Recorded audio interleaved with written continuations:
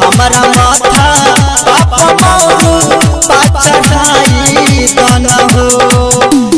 सुन हो हमार बाबू आप हो छन हमारा सकाबू और लगा नाम शादी तू कराई दाना हो।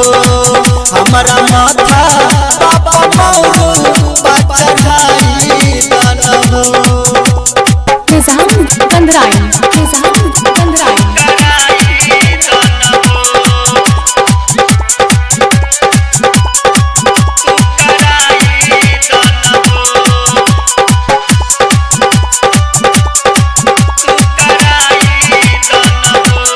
हमारा सब संगी साथी के बियाह भ गेलै देखते देखते हमारा 24 के उम्र भ गेलै। देखते हमारा 24 के उम्र भ गेलै। हमारा सब संगी साथी के बियाह भ गेलै देखते देखते हमारा 24 के उम्र भ गेलै। नीक पंडित के बुलाला तीन हमरो तू धारा द।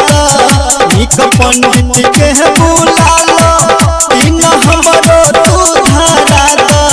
ओहि लगन में शादी तू कराई दाना हो। हमारा माथा पापा मौरू चढ़ाई दाना हो।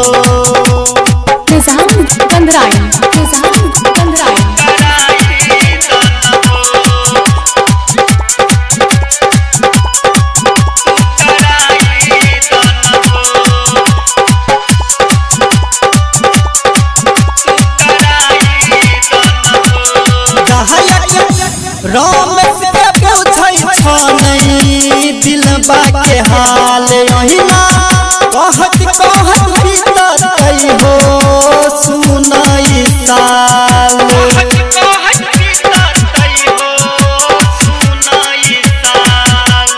राम से पूछै छहो दिलबा के हाल अहिना कहत कहत बीततै हो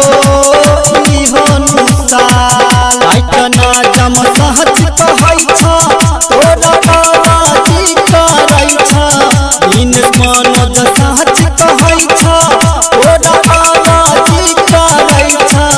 ओहि लगन में शादी तू कराई दाना हो। हमारा माथा पापा मौरू चढ़ाई दाना हो। SK recording studio Delhi Chhatarpur. यदि आप चाहते हैं संध्या एंटरटेनमेंट के सभी ऑडियो वीडियो देखें तो चैनल को सब्सक्राइब जरूर करें और बेल आइकन को दबाना ना भूलें।